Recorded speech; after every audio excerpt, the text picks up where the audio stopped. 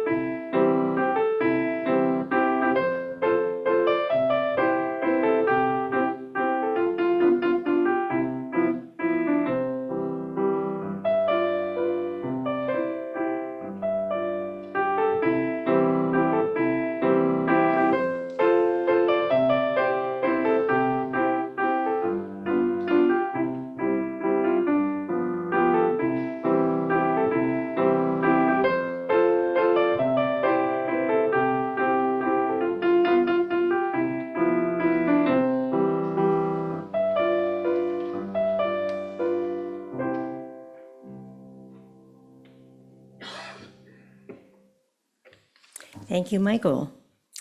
Well, good morning. Good morning, members and friends and visitors, both on Zoom and in the sanctuary, to the Unitarian Universalists of the Chester River, a church that is special in our lives, active in the world, and grounded in love and justice. Perhaps you join us this morning seeking community, seeing a familiar face. Perhaps it's been a rough week for you and you're seeking comfort and community, or maybe a deepening spirituality.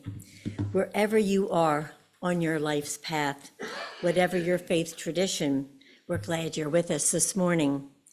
My name is Annie Lavin, and I'm pleased to be your service leader this morning.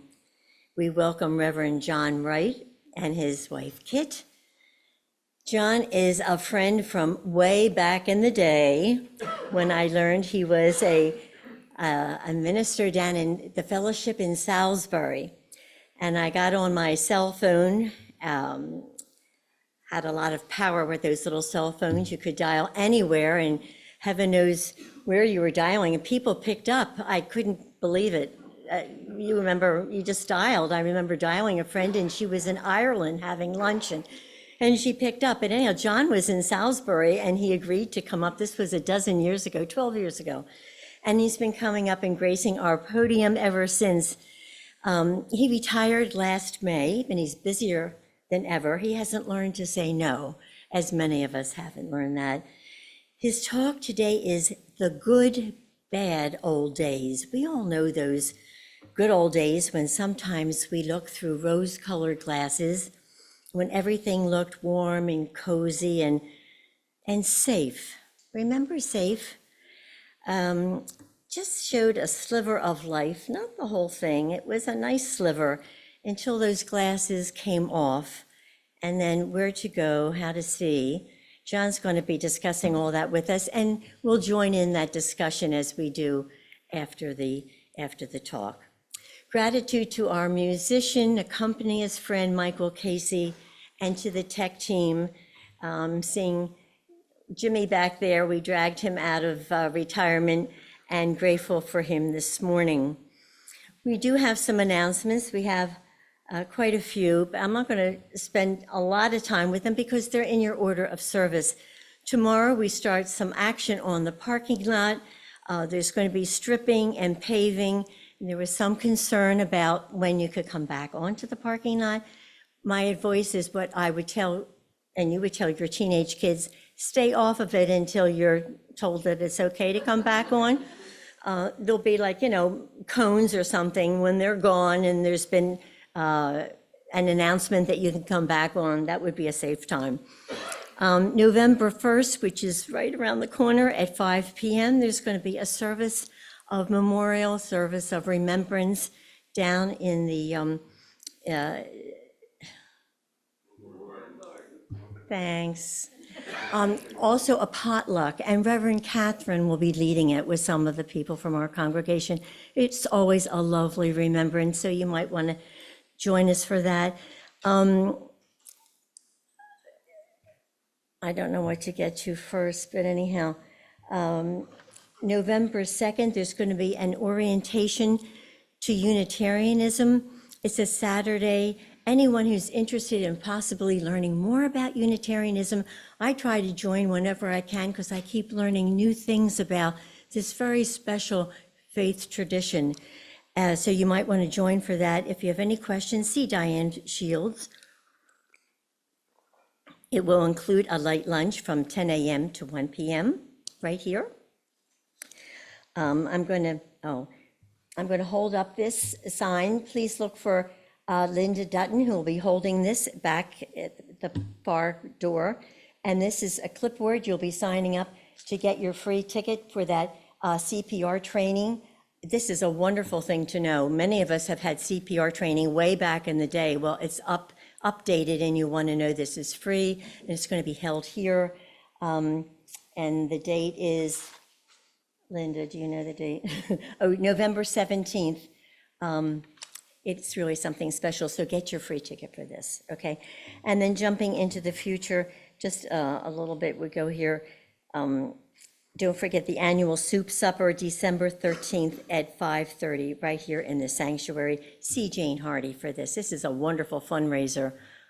Don't want to miss that. Okay, all of this will be in reflections, and you'll hear a lot more about it. Okay. If you have any mobility issues or you need to leave a little bit early, feel free to leave during the postlude. Silence your phones, and now, let us begin. John will come up and he will lead us in the chalice lighting words. The words are in your order of service. I invite you to please join me in lighting our chalice. Grab a microphone. Use the microphone, John. You know what? You can get up here and I'll switch. Okay. All right. I invite you to, once again, to please join me in lighting our chalice with these words printed in your order of service. To face the world's uncertainty, a chalice of light. To face our humanity, a chalice of warmth. To face our tomorrows, a chalice of courage. To face a world of beauty, a challenge of peace. May its glow fill our spirits, our hearts, and our lives. Amen.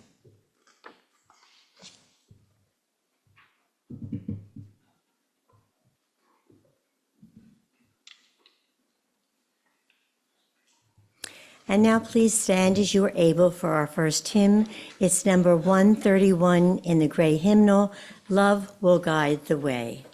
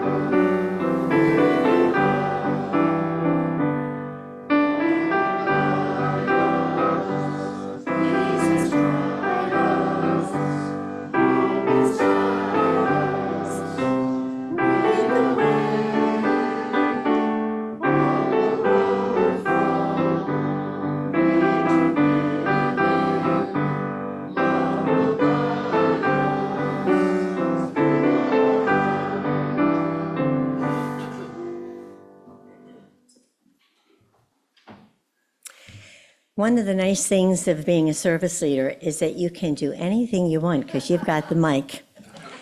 So I'm just going to flip back just a little bit. And Reverend Catherine she was, can you imagine how busy she is? And so she didn't get a chance to send in her minister column until after Reflections was published. But it has been posted on the UUCR website. And at the website, you click on News and then Ministers column. And remember to turn your clocks back on Saturday at daylight savings time, ends next Sunday.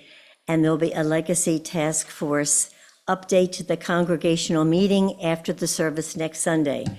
And that is all. And now we're really beginning. These are opening words, friends, and they're by Gretchen Haley. And I thought they were especially appropriate for this time in the calendar, in our lives. And she says, come on in, come in. All you who long to know how to love this world of ours, come on in. How to keep eyes open, hands unclenched, arms wide, breathing deeply, breathing slowly, in and out. This is a time to practice because there is still so much good and beauty and joy. But it can be hard to keep telling this tale with all the news in today's world. And the wind and the rain and the trembling earth. Sometimes it's hard to love this life of ours. But still, come in. All who teeter on the edge of cynicism, broken-hearted as we sometimes feel, and trying still to remember laughter and kindness and the chance to be alive in these days when so much is at stake. In this place, we remind each other why we persist, giving each other courage to take this path that is not always easy, to keep practicing this love that cannot, will not let us go, and still calls us on. So come, let us worship together.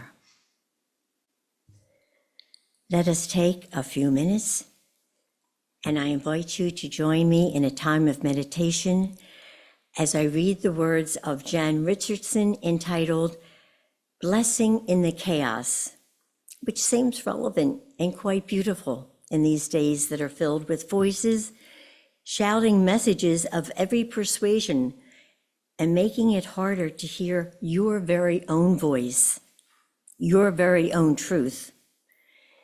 So let your body and mind relax as I read her words. To all that is chaotic in you, let there come silence.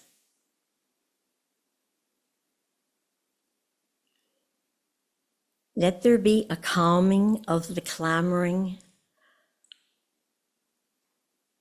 a stilling of the voices that have claimed on you, that have made their home in you.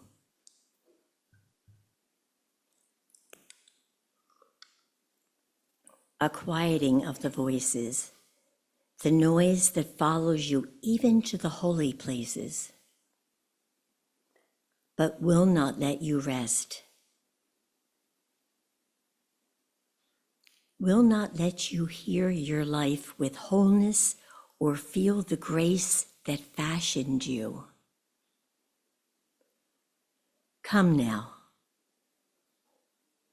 Let what distracts you cease.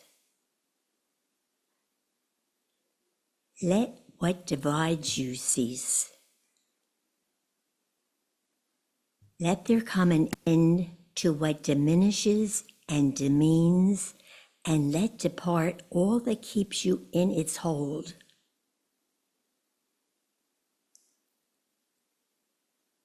Let there be an opening into the quiet that lies beneath the chaos, where you find the peace you did not think possible, and see what shimmers within the storm.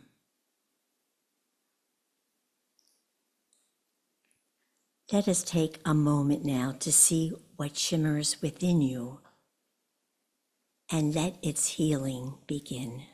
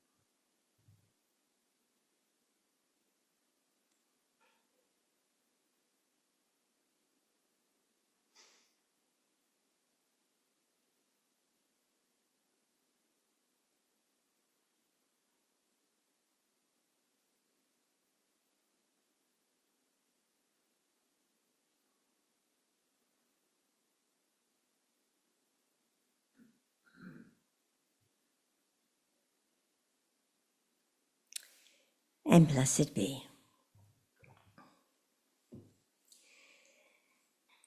Now we'll have our acknowledgments of the heart, that special time in the service when we share with each other the joys and the concerns of our lives.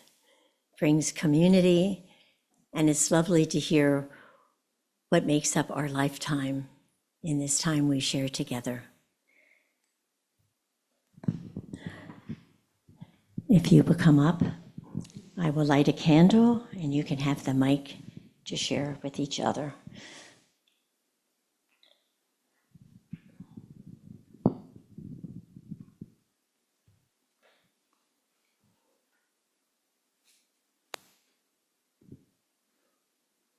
I'll do the first. I'll put their first candle for courage. Here we go.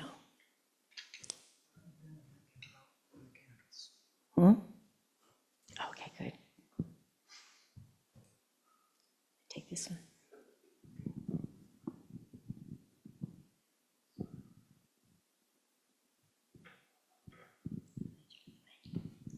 Yesterday in the Crestview neighborhood, we had a grant from the Shore Rivers organization to plant 38 native trees in the open space area just north on Gateview Drive, just a few houses up and then down along the swale that goes to the pond. And we had the whole baseball team from Washington College come out and do the heavy work. And they were just awesome. It was really very heartwarming. So I'm glad to share that. I actually have one as well.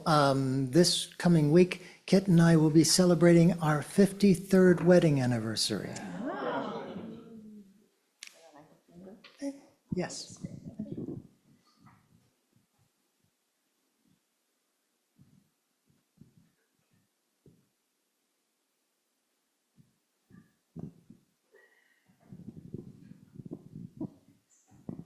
I visited Betty yesterday, and most of us remember wonderful, beautiful Betty, and she's just as wonderful and beautiful. And she's living at the Rock of Ages in Rock Hall, providing no services except the television that is constantly on, as she says, that damn television. So she would love to see you.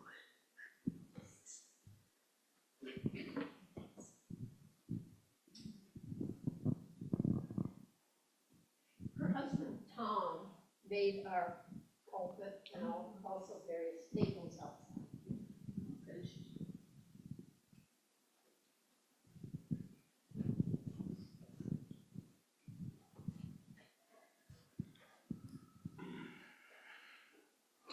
So, a sorrow.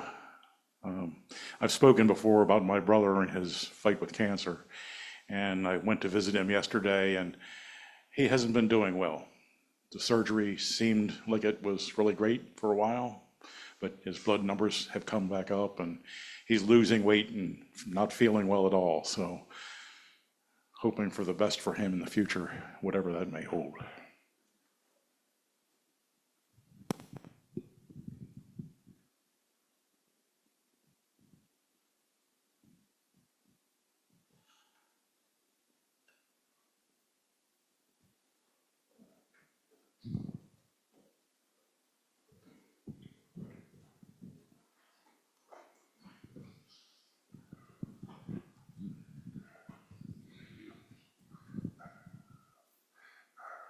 Reverend Catherine has been leading the Turnaway Study book discussions. So if you haven't heard about that, you can sign up via a link that she has in the Reflections newsletter. So far, it's been a relatively small group, around a half a dozen, but there's 3 more sessions left, starting Wednesday and then the following 2 Thursdays. And it's been very interesting and rewarding, and I'm thankful for it.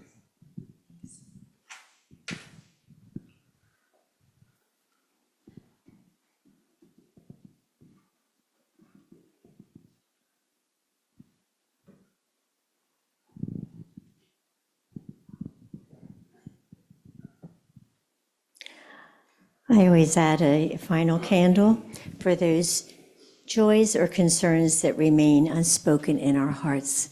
We'll have a moment of silence.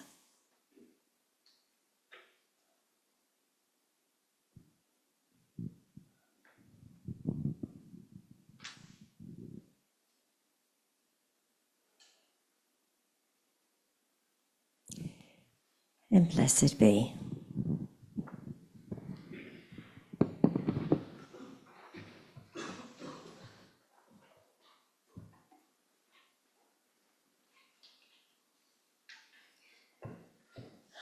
I'll now pass the baskets, the offertory.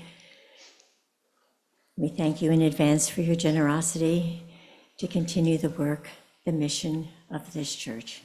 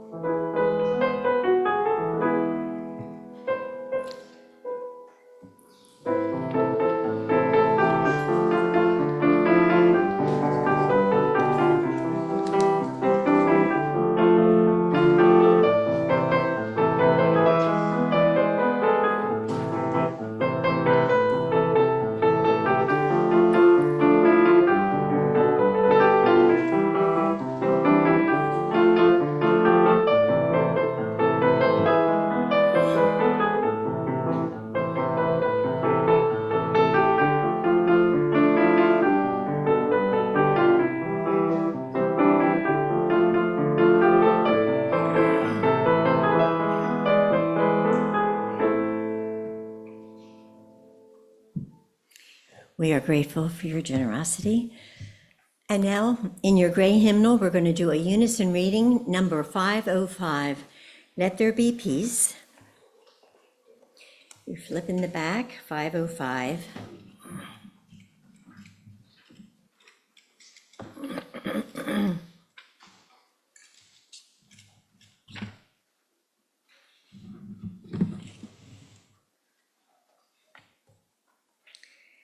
We have,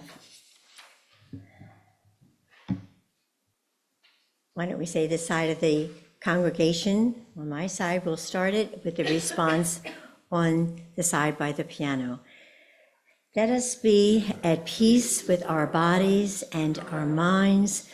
Let us return to ourselves and become wholly ourselves. Let us be aware of the source of pain,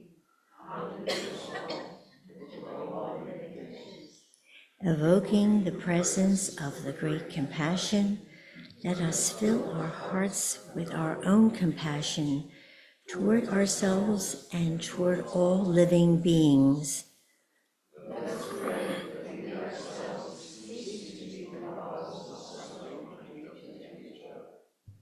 with humility, with awareness of the existence of life and of the sufferings that we are going on around us.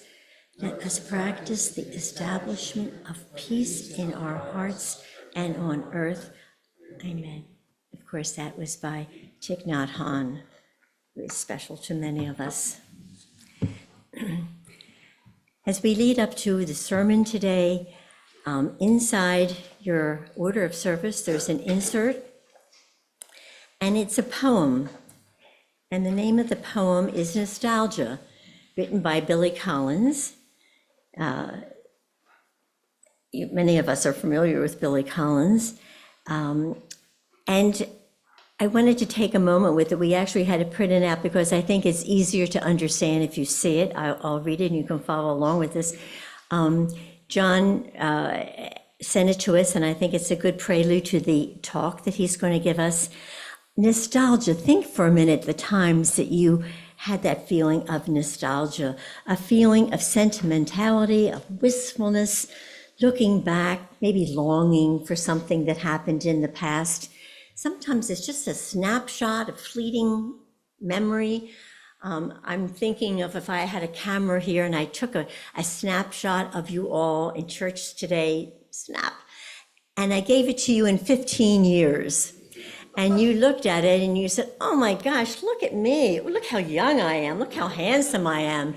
And that's when UUCR was that small church. Oh my gosh, it's huge now with hundreds of people going to it. But back then, and you'd have this whole idea of 2024 just from that snapshot. Of course, 2024 has a lot going on, but it would be that nostalgia for that moment, this moment together. And so, and this is what this nostalgia is to the person speaking. So I'll read it and you can follow along. Actually, I looked up a lot of this and it's very accurate. So Billy did a lot of research when he did this. Remember the 1340s? Oh, we were doing a dance called the catapult. You always wore brown, the color craze of the decade, and I was draped in one of these capes that were popular, the ones with unicorns and pomegranates and needlework.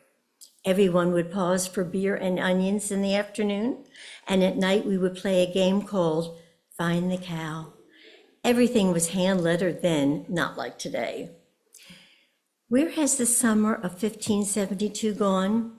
Brocade and sonnet marathons were the rage. We used to dress up in the flags of rival baronies and conquer one another in cold rooms of stone. Out on the dance floor, we were all doing the struggle while your sister practiced the Daphne all alone in her room. We borrowed the jargon of farriers for our slang. These days, language seems transparent, a badly broken code. The 1790s will never come again. Childhood was big. People would take walks to the very tops of hills and write down what they saw in their journals without speaking. Our collars were high and our hats were extremely soft.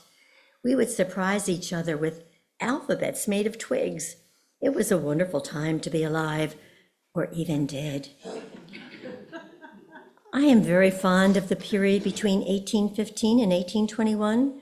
Europe trembled while we sat still for our portraits, and I would love to return to 1901, if only for a moment, time enough to wind up a music box and do a few dance steps, or shoot me back to 1922 or 1941, or at least let me recapture the serenity of last month when we picked berries and glided through afternoons in a canoe. Even this morning would be an improvement over the present. I was in the garden then, surrounded by the hum of bees and the Latin names of flowers, watching the early light flash off the slanted windows of the greenhouse and silver the limbs on the rows of dark hemlocks. As usual, I was thinking about the moments of the past, letting my memory rush over them like water rushing over the stones on the bottom of a stream. I was thinking a little about the future, that place where people are doing a dance we cannot imagine, a dance whose name we can only guess. And now I invite John, Reverend Wright, to come to the podium and give us his talk on the good, bad old days. Take all this away.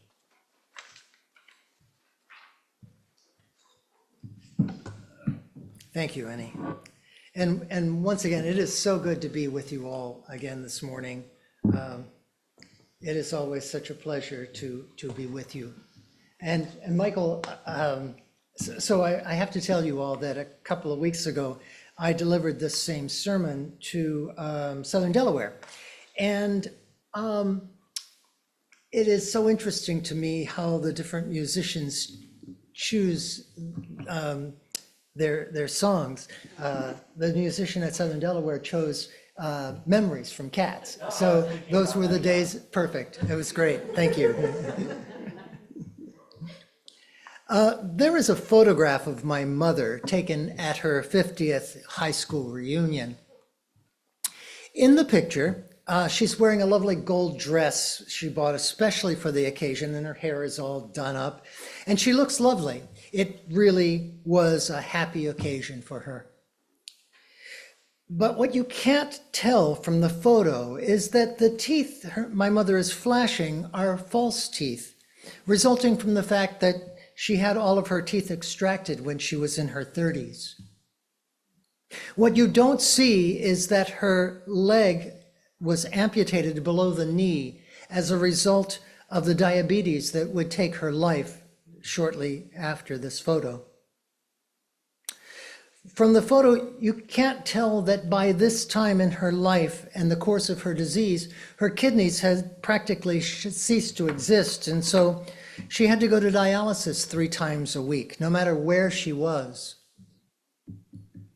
I'm sure there were other people at the reunion, but the only 2 people we see in this photo are my mother and father. Any others?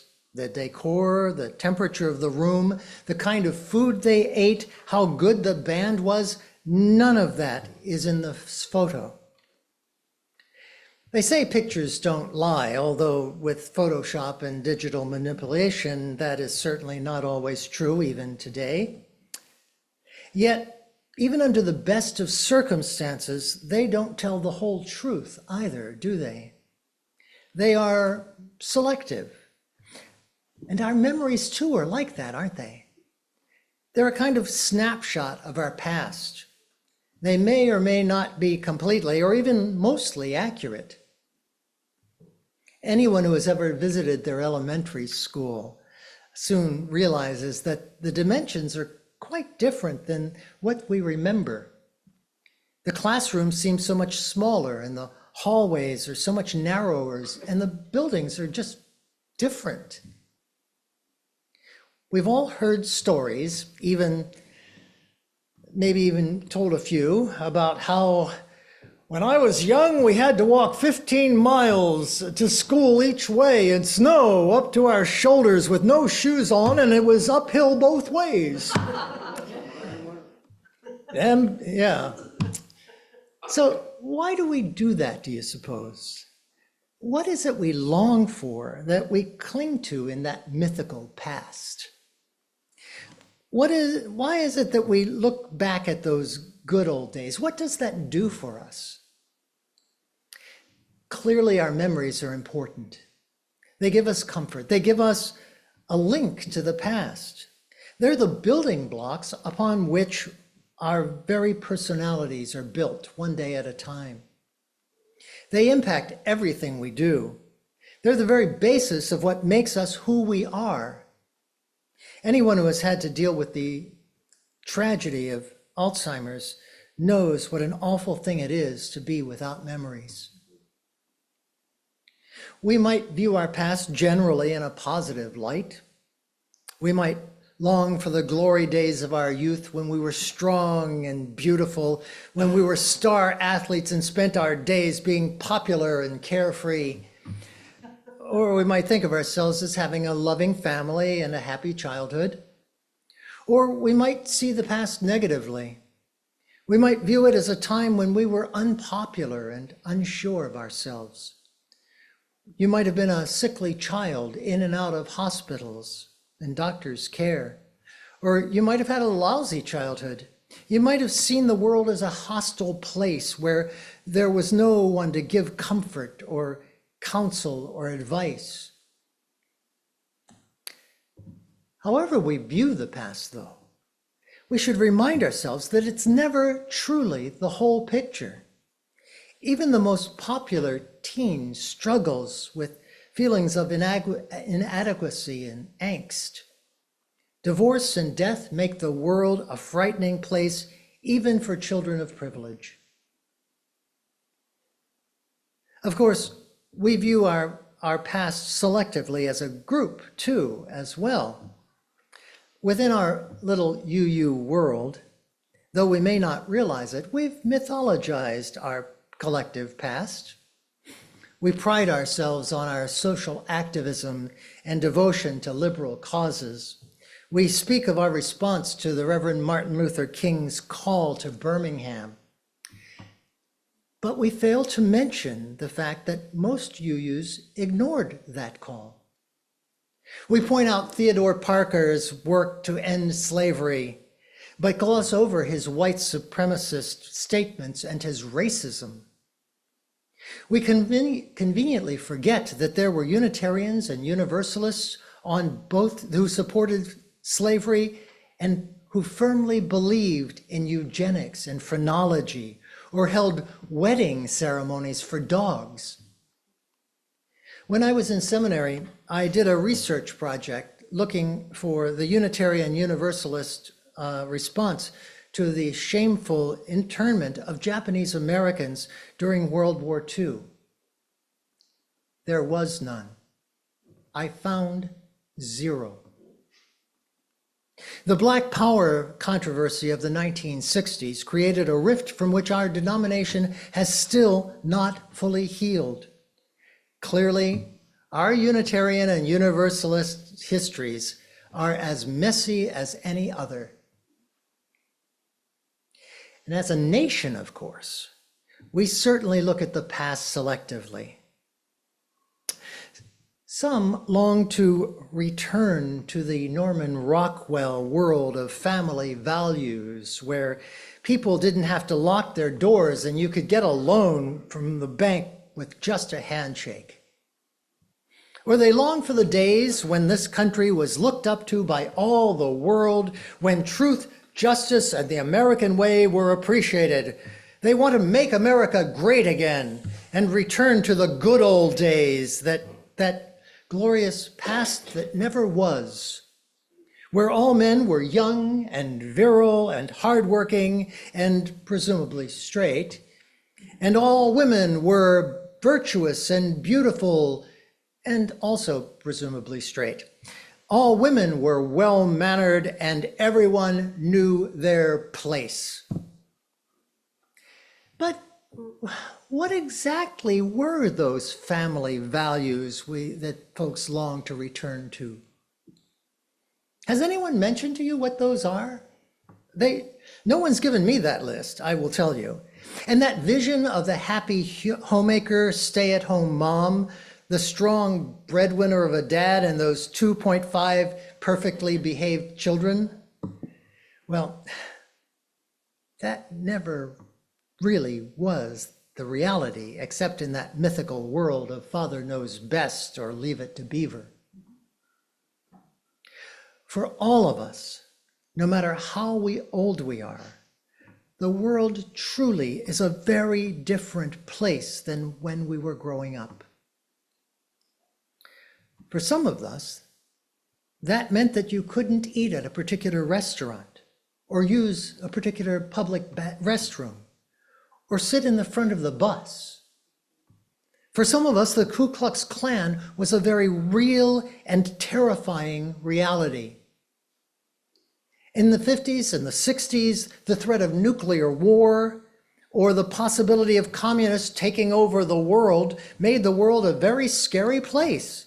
I mean, you all remember crouching under your desks to avoid nuclear fallout? Before World War II, there were no antibiotics, So there was the very real possibility of contracting polio or dying from what today would be a minor infection. You make the call. When was that golden age that was so very perfect and where those family values were that everyone agreed to, that made us so perfect? In our reading this morning, poet Billy Collins asks us to look back at bygone eras and reflect on how good they were, how wonderful life was back then in the glorious 1300s or the 1700s, or even this morning. No, my friends, those good old days were far more complex and messy than even our selective and imprecise memories would have us believe. But it's what we have. And it's important to acknowledge that both the good and the best of our past and that of our faith and our culture, there is no changing the past. Our response might be positive or it might be negative. It might be nostalgia or remorse. It might be pride or regret. But in the end, it may be that the only important thing that we do, it might be that the only important part of that history is what we do with the information. We can't change the past, that's certainly true. But the past must inform our lives, not define them. If we only look with nostalgia at those good old days, there's the danger of dwelling there. If that mythical past is the best we'll ever be, if that was the pinnacle of our success, what motivates us to strive to become better today? And on the other extreme, if we choose to dwell on only on the negative aspects of the past, there's a danger of it filling our lives with remorse and anger and regret. Past failings, things we didn't or did do, the shoulda, coulda, wouldas of life, they could overwhelm us. Friends, I have to tell you, my own life is filled with failures and broken promises and unfulfilled potential. But that's not all I am. Those things certainly have had an impact on my life, but I can't dwell only on my failures. That road leads to despair. Just as our personal memories and experiences inform who we are, I believe our cultural memories too inform who we are as a culture and as a nation. And once again, the past can lead us to become more isolationist and insular, or it can motivate us to higher goals, inspire us to greater achievement, more compassion, tolerance, and empathy. And the choice is ours, both individually and collectively. And let's face it, that has never been more important than in our national story today. The problem, of course, is that right now is not perfect. It's messy. It's full of unfinished business, current input, all the random thoughts, and our stream of consciousness. It's filled with concerns about the economy and hurricanes and immigration and reproductive rights in the Middle East and high blood pressure and jet pig and what we're going to have for dinner. If you don't know what jet pig is, look on your order of service. Yes, it's on the back. Yes, right now is messy, both personally and collectively. It's not like that photo, it is like that photo of my parents. It is subjective, it is a selective process. It's all just happening right now. So here's the amazing part for me, though. It's that past that has brought us to this messy, astonishing moment.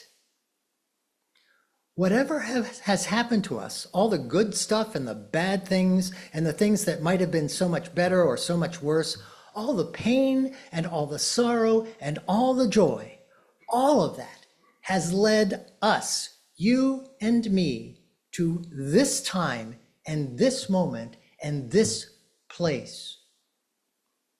It has made us who we are. Those events, those experiences, make up the rich and varied fabric of our diversity in the here and now. And friends, I think that's wonderful, because I think you're wonderful. But keeping perspective does require a bit of mindfulness and effort, doesn't it? It's easy to get overwhelmed and retreat into the comfortable mythological past, to metaphorically pull the covers over our heads and withdraw when life gets too painful or complicated. And that's why we need others who will help us keep perspective, who will support us and remind us that the current crisis is only, bless you, the current crisis is only one of many that have been and will be. We need people who can help us to be grateful for the gift and the grace that we have received, and who can remind us to extend that same grace and gifts to others. We need communities of like-minded people who will challenge us respectfully, encourage us truthfully, and share their wisdom gently. In short, it requires communities like this. So maybe this is where I break into a chorus of Let It Go from Frozen. No, I won't do that to you. Rather, I think I'll leave you with this. Remember, like that picture of my parents, we only ever see the past as a partial snapshot. No matter how hard we look, no matter how much history, both personal and collective, we study, we will never know it in its fullness. And so we can only work with what we have, what we are, who we are. As we muddle through our lives, doing the best we can, being supported by those who love us for what we have, what we are, and who we are. And for me, at least, I gotta tell you, that is more comfort and blessing than I can possibly say.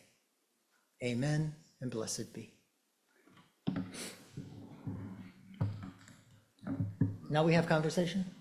I think we're going to do the second hymn. Oh, second hymn. Yes, Okay. 318, We Would Be One. Oh, I love this one. Yeah. Please stand as you are able, and then we'll have our conversation.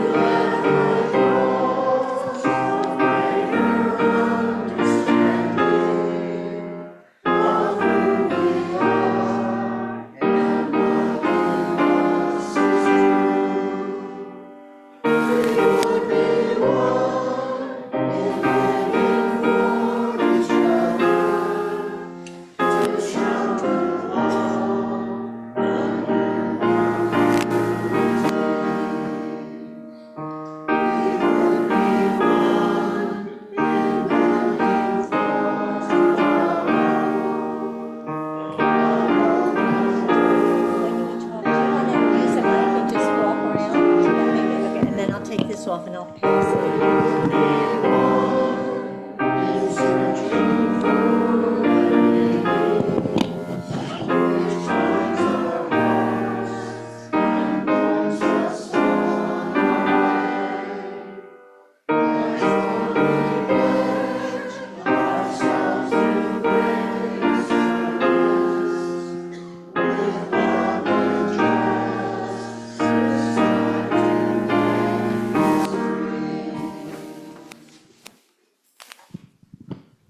And now we have a few minutes. If anyone has a comment or a thought they'd like to share, a question to ask John, I'll pass the mic.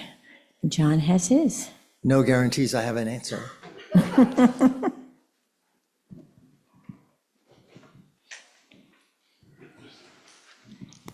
Here you go. Here you go. I'll give you the mic. Just a comment, you're talking about the internment of Japanese in World War II. I was reading about this morning, 127,000 Japanese were interned in World War II. Yes. We need to watch ourselves as well as other people. in Absolutely. What we do. Absolutely. And I will say, I was floored. I was truly, so I went to Starr King in Berkeley, California, and we had access to this extensive library of Unitarian and Universalist publications from the very beginning, from like the 1800s. And there was not a word, zero, nothing. I thought, how shameful. It is what it is. Can't change the past. Here, I have a mic. One of the few things I remember after reading Billy Collins, one of the funniest things I think he said, he was married 3 times and he loved all his wives. But he would rather walk from New York to California backwards than to be married to any one of them again. Thanks for that. Not sure how to parse that.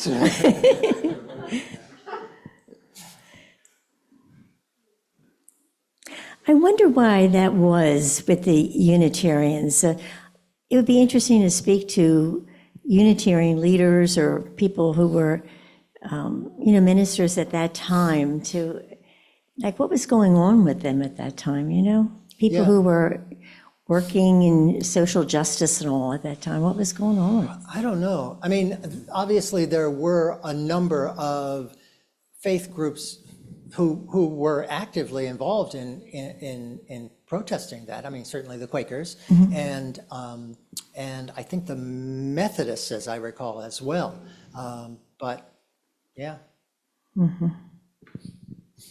I think the same thing that was going on as it is going on in my head right now, because I have not unsubscribed from the Washington Post after the owner of the Post decided suddenly 2 weeks before the election that it would not back either candidate.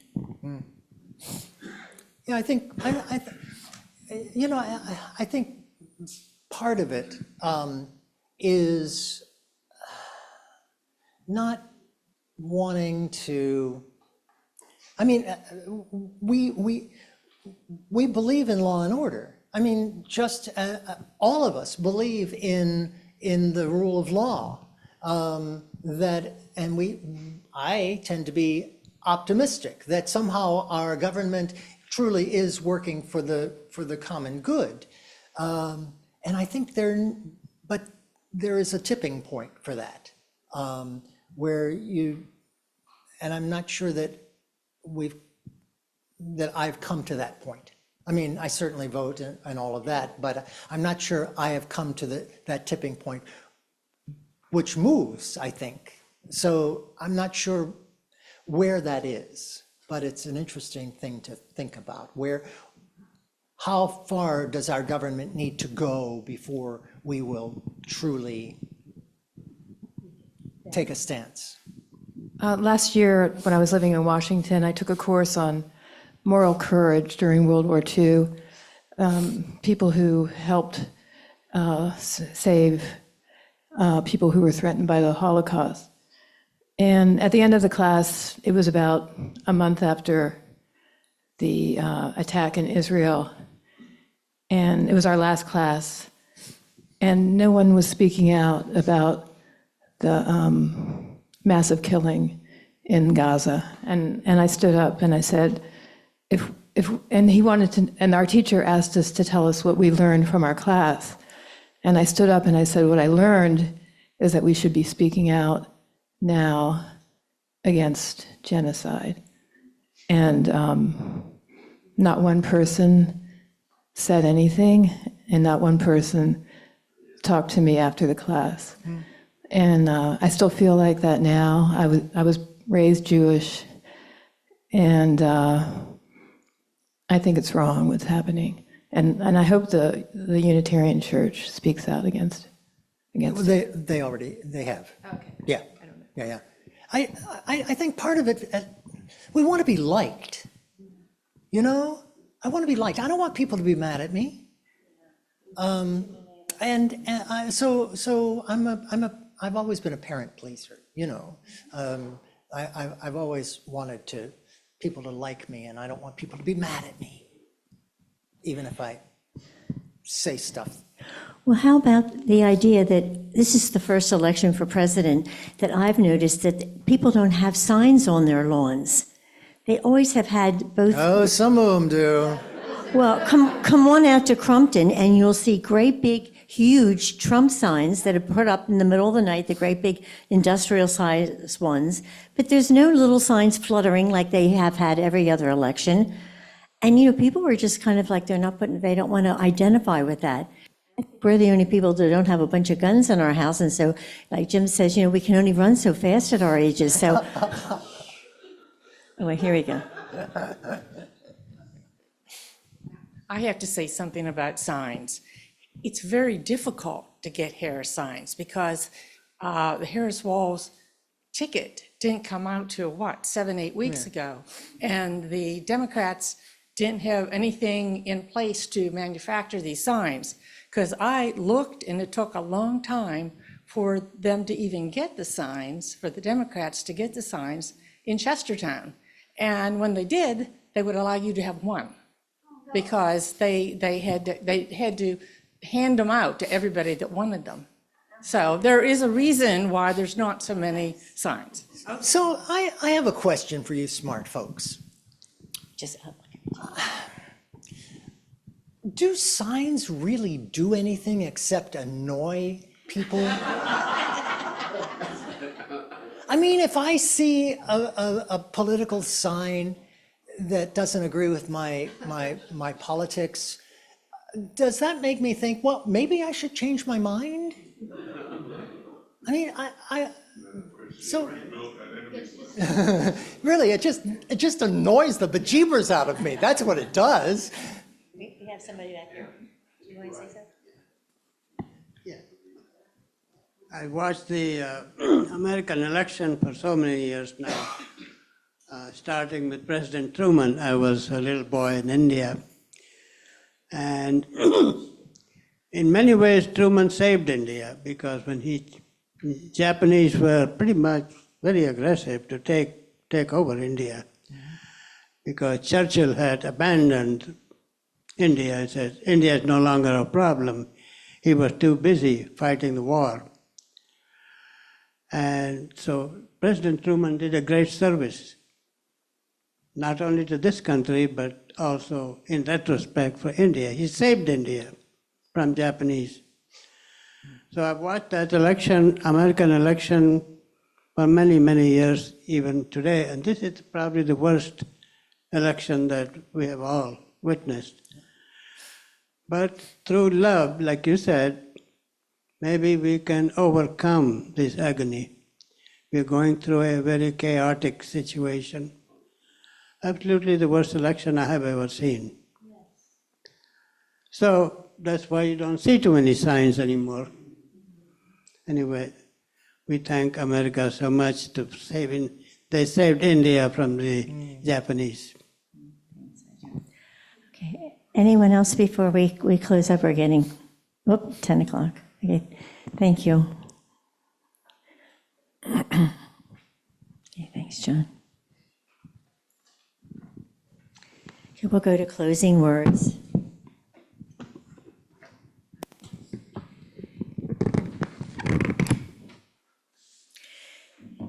At this time, so often we are saying we're looking to somebody else to save us, as it were. And these closing words that I chose brings it right back to ourselves. So what do?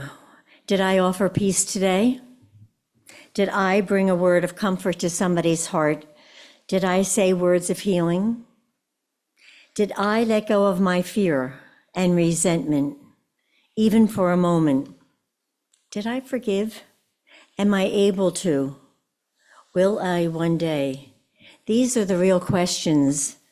I must trust that little bit of love that I sow now and that it will bear many fruits in my life and beyond. As we enter another week of uncertainty in the world, let us remember that there's only one side, that of humanity, of beloved Earths. May we pray for peace and may we remember to take good care of ourselves, of the people that we love. May we remember these words from the Unity Prayer. We used to hear it a lot, and let me just repeat some of it now. The light of love surround us, loves enfold us, the power of love protect us, love watch over us, wherever we are, love is. And now join me as I extinguish the flame. The words are in your order of service. We extinguish this flame, that not the light of truth, the warmth of community, the power of commitment. Yeah, it's different today. It's different. What? We open our hearts and minds. What are we doing? May we open our hearts and minds to one another and the world. May we let ourselves be changed by the stories around us.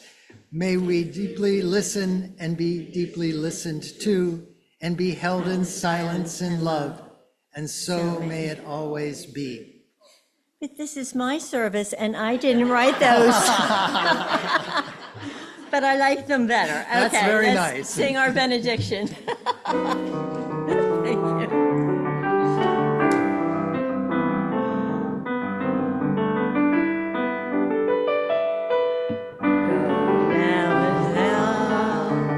Love, bless your way. Moonlight starlight, guide your journey into peace and the brightness of day.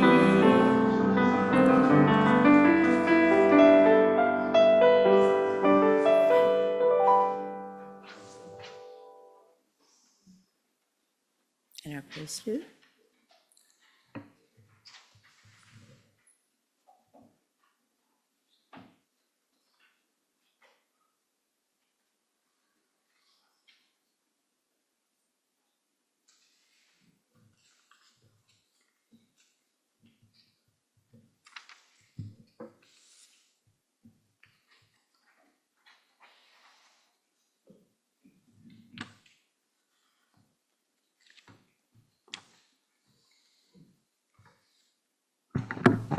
Is this on?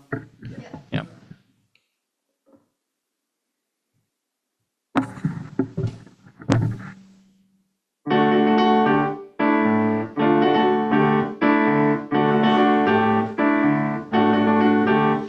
The Eastern world, it is exploding, violence flaring, bullets loading. You're old enough to kill, but not for voting. You don't believe in war, but what's that gun you're toting? When even the Jordan River has bodies floating, and you tell me over and over and over again, my friend, I don't believe we're on the eve of destruction.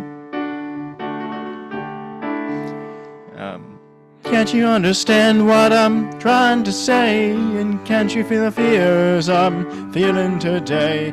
If the button is pushed, there's no running away. We're the no one to save with the world in a grave. Take a look around you, boy. It's bound to scare you, boy. And tell me over and over and over again, my friend, I don't believe we're on the eve of destruction.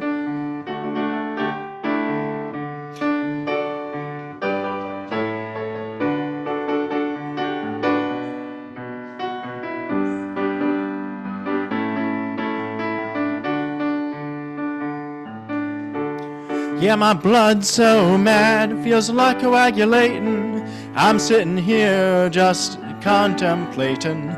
I can't twist the truth, it knows no regulation. No handful of senators don't pass legislation, and marches alone can't bring integration.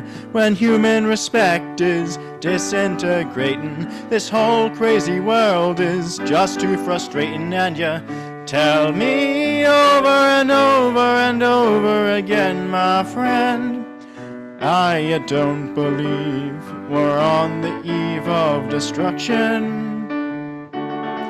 And you tell me over and over and over again, my friend, I don't believe we're on the eve of destruction. Think of all the hate there is in Red China, then take a look around to Selma, Alabama. Yeah, you may leave here for 4 days in space, but when you return, it's the same old place.